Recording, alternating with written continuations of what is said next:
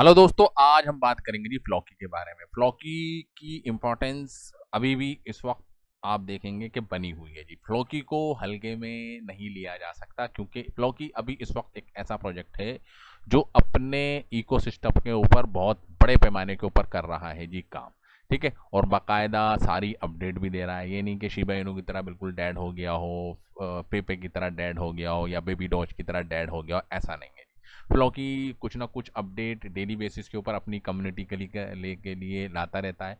और RWA के ऊपर भी काम चल रहा है और टोकन फाई इनका एक नया प्रोजेक्ट है। नया तो है नहीं है, लेकिन इसको भी स्ट्रेंथ बना के रियल वर्ल्ड टोकनाइजेशन के जो एसेट्स हैं उनको टोकनाइज करने के लिए तो मिले जुले आप देख सकते हैं कि अपडेट आती रहती हैं जी। गेमिंग के ऊपर, Web3 के ऊपर, NFTs के ऊपर ये रेगुलर अपडेट देते रहते हैं, जो अच्छी बात है जी। प्राइस की बात करेंगे तो पॉइंट के बाद 4 जीरो लगे हुए हैं जी और 22 की सीरीज चल रही है। लेकिन अनफॉर्चुनेटली अगर आप देखें, बदकिस्मती कह सकते हैं कि प्राइस बहुत नीचे है जी। प्राइस इतना नीचे है कि ओल्ड टाइम हाई से 93% डाउन है जी। ऑलमोस्ट आप देख सकते हैं 1 जीरो लग गया है। यानी कि प्राइस अपने अगर ओल्ड टाइम हाई को भी यहाँ से छू लेता है तो प्राइस 11 गुना 10 गुना के करीब आपका हो सकता है। लेकिन उसके लिए बहुत बड़े पैमाने के ऊपर क्रिप्टो के अंदर पैसा आना चाहिए। बिटकॉइंस बढ़े जी, अपना ऑल टाइम हाई बनाए। ठीक है, इथेरियम अपना ऑल टाइम हाई बनाए। ठीक है, और $4 ट्रिलियन की मार्केट कैप हो जाए तो आप देखेंगे फ्लॉकी का प्राइस यहाँ से 3 गुना 4 गुना ईजिली हो सकता है। फ्लॉकी की जो अच्छी बात है वो है जी इसकी सप्लाई। सिर्फ 10 ट्रिलियन ही टोटल सप्लाई है और उसके अंदर आप देख सकते हैं सारी की ही सारी सर्कुलेशन के अंदर है। बड़े पैमाने के ऊपर इन्होंने भी अपनी जो टोकन की जो सप्लाई है उसको बाउंड किया है। मेनली 2 ब्लॉकचेन के ऊपर बना हुआ है जी। BEP20 यानी कि BSC स्कैन के ऊपर भी आप इसको स्कैन कर सकते हैं, जहां पर जो टोटल जो होल्डर्स हैं 4,59,000 हैं। लेकिन वहीं आप देखें इथेरियम की ब्लॉकचेन के ऊपर भी बना हुआ है, वहां पर भी आप देख सकते हैं सप्लाई है जी 10 ट्रिलियन। ठीक है, और यहाँ पर भी है जी सप्लाई 10 ट्रिलियन। तो 10 ट्रिलियन में से आप देखेंगे यहाँ पर बड़े पैमाने के ऊपर इन्होंने कर रखी है जी बर्निंग। देख रहे हैं आप, यानी कि 58% यहाँ पे तकरीबन 10 में से 5.8 ट्रिलियन यहाँ बर्न है। और अगर यहाँ पर भी अगर आप देखें तो ये बर्निंग का यहाँ पर भी मैकेनिज्म चलता रहता है। ठीक है, तो टोटल 20 ट्रिलियन में से जो टोटल सप्लाई है जो सर्कुलेशन के अंदर है वो है जी 9.56 ट्रिलियन।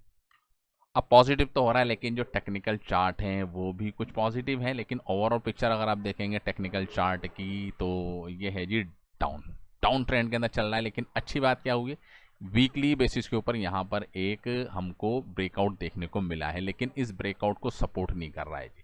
ठीक है, वॉल्यूम जनरेट नहीं हुआ है।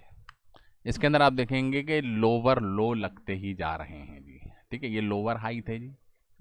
ठीक है, फिर ये लोअर लो लगा, एक लोअर लो यहाँ बना, फिर एक और लोअर लो बना। इसको यहाँ से अच्छी खासा यहाँ से एक सपोर्ट मिला। लोअर लो और लोअर हाई का मतलब ये है कि जो ट्रेंड लाइन है वो अपने डाउन ट्रेंड के अंदर चल रही है, बियरिश ट्रेंड है। ठीक है, लेकिन यहाँ पर अगर आप देखेंगे तो ये लोअर लो भी नहीं लग रहे, लोअर हाई भी नहीं लग रहे। प्राइस कंसोलिडेट हो गया है जी, आइसोलेट हो गया है। ना प्राइस ऊपर जा रहा ना प्राइस नीचे जा रहा। ठीक है, यहाँ से एक ब्रेकआउट तो हुआ है लेकिन वॉल्यूम नहीं आया।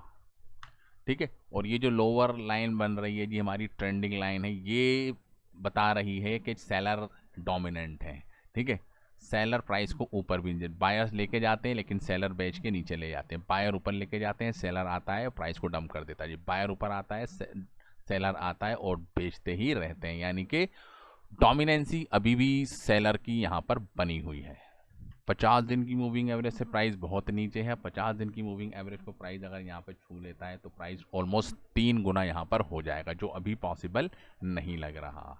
ठीक है, 9 दिन की मूविंग एवरेज के नीचे भी प्राइस मूव कर रहा है। यानी कि पहले ये 9 दिन की मूविंग एवरेज को क्रॉस करे, इस रेजिस्टेंस को तोड़े, फिर इस रेजिस्टेंस को तोड़े, फिर जाके एक उम्मीद लग सकती है कि यहाँ पर प्राइस हो जी 3 गुना। सपोर्ट की बात करें तो ये एक सपोर्ट जोन ही तो है जहाँ पर प्राइस सपोर्ट कर रहा है। लेकिन ये अगर टूटती है तो इस सपोर्ट की तरफ जाएगा जी 17 और 18 की सीरीज पर। पॉइंट के बाद 4 जीरो और 18 की सीरीज, तो ये दो सपोर्ट हैं। अगर इसको भी तोड़ देता है जी इन सपोर्ट को तो कहानी ख़राब हो सकती है। रेजिस्टेंस आप देख सकते हैं, इमीडिएट रेजिस्टेंस यही है जी 27 और 30 का। उसके बाद आप देख सकते हैं 40 का रेजिस्टेंस। ठीक है, ये पूरा एक रेजिस्टेंस जोन बना हुआ है जी, इसको तोड़ना बहुत ज़रूरी है। उसके लिए आपको नज़र रखनी पड़ेगी जी वॉल्यूम के ऊपर। अगर वॉल्यूम आएगा तो ही प्राइस ऊपर जाएगा, वॉल्यूम नहीं आएगा, ऐसे ही चलता रहा तो प्राइस ऐसे ही घूमता रहेगा जी। यहाँ पर बुलिश सिनेरियो कब बन सकता है, जब ये 30 के ऊपर जाए, 22 से 30 के ऊपर जाए और उसको होल्ड करे और ऊपर जाके क्लोज्ड हो। ठीक है, जैसे ये आप देख सकते हैं यहाँ पर क्लोज हुआ, लेकिन बाद में क्या हो गया कुछ नहीं कह सकते, लेकिन ये सिनेरियो बनना है जी ज़रूरी। ठीक है, 9 डे की मूविंग एवरेज है वो क्रॉस करे जी इसको, तो एक स्ट्रॉन्ग बुलिश सिग्नल बनेगा जी। 9 डे की मूविंग एवरेज इसको क्रॉस करके ऊपर निकले तो एक सुपर बुलिश सिग्नल बनेगा। और कैंडल को अगर आप गौर से देखेंगे तो कोई भी कैंडल पॉजिटिव नहीं है जी। प्राइस ऊपर जाता है, सेलर नीचे लेकर आते हैं, प्राइस ऊपर जाता है, सेलर नीचे ले आते हैं, प्राइस ऊपर जाता है, सेलर नीचे ले आते हैं। ठीक है, प्राइस ऊपर गया, ये सेलर लेकर आ गए, यानी कि सेलर ही डोमिनेंट है। कोई भी कैंडल ये आप देखिए ना 2 महीने से अपना हाई नहीं बना पा रही है जी। अगर इसके हाई को अगर देखें तो इसको भी क्रॉस नहीं कर रही, यानी कि इस हाई को क्रॉस करे जाके ऊपर बंद हो फिर जाके चांस बन सकता है जी। फ्लॉकी अपने आप में एक बड़ा प्रोजेक्ट है, लेकिन टेक्निकल चार्ट बड़े कमज़ोर आ रहे हैं जी। यहाँ पर नज़र वॉल्यूम को देखिए जी, आप वॉल्यूम तो आ ही नहीं रहा जी। हर गुजरते हुए हफ्ते के साथ वॉल्यूम डाउन होता जा रहा है, प्राइस भी डाउन हो रहा है। तो मतलब क्या है कि जो सेलर हैं वो डोमिनेंट तो हैं, लेकिन अब उनकी स्ट्रेंथ कम हो रही है। तो जैसे ही एक अच्छी वॉल्यूम यहाँ पर जनरेट हुई तो प्राइस के अंदर एक स्पाइक हमको देखने को मिल सकता है।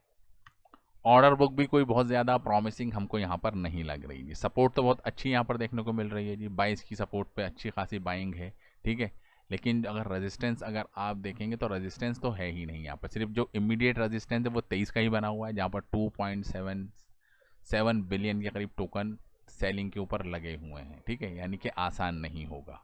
ठीक है, बायर से ज़्यादा आप देख सकते हैं सेलर अभी भी डोमिनेंट है। बायर आप देखिए जी 2.66 है जी इमीडिएटली, लेकिन सेलर आप देख सकते हैं तो प्राइस बढ़ने ही नहीं दे रहे जी सेलर।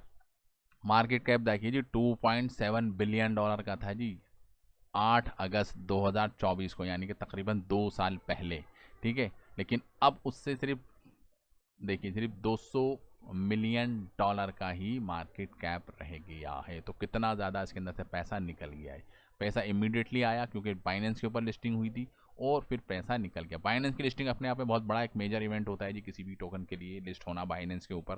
तो बाइनेंस के जो बायर्स होते हैं आते ही इस टोकन को बाई करते हैं, लेकिन जैसे जैसे प्राइस डिक्लाइन होता रहता है तो अपनी पोजीशन को लोग स्क्वायर ऑफ करके एग्जिट कर लेते हैं जी। ठीक है, तो वही कहानी यहाँ पर हमको फ्लॉकी के अंदर भी दिख रही है। लेकिन अगर अपडेट की बात करें तो कुछ ना कुछ तो अपडेट आते रहे। अभी इस टाइम इन्होंने कैंपेन चला रखी है कि ज़्यादा से ज़्यादा पब्लिक को इनके जितने भी सोशल मीडिया प्लेटफॉर्म हैं उससे जागरूक किया जाए, उनसे जोड़ा जाए। ठीक है, तो उसी के रिगार्डिंग अभी आप देख सकते हैं कैंपेन चल रही है जी। यूट्यूब के ऊपर फॉलो कीजिए जी, इंस्टाग्राम के ऊपर फॉलो कीजिए, डिस्कॉर्ड के ऊपर फॉलो कीजिए।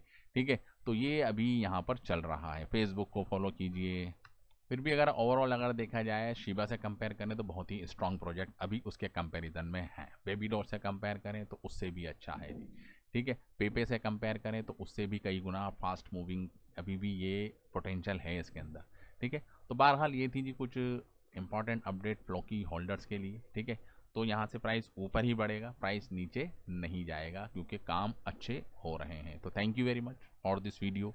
जय हिंद।